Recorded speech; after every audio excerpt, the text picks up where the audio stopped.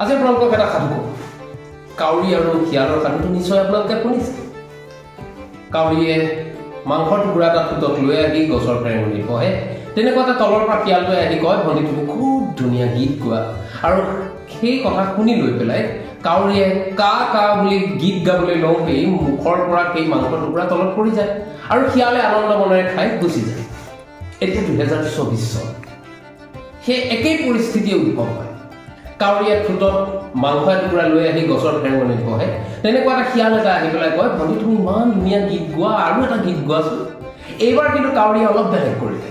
কাউৰীয়ে গীত গোৱাৰ আগতে ঠোঁটৰ পৰা মাংসৰ টুকুৰাটো গছৰ ফেৰেঙনিত থৈ ল'লে আৰু কা কা কা বুলি গীত গাবলৈ আৰম্ভ কৰিলে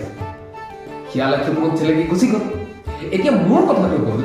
যে আমি পৰিস্থিতি সাপেক্ষে নিজক কেতিয়াবা সলনি কৰিব লগা হ'ব পাৰে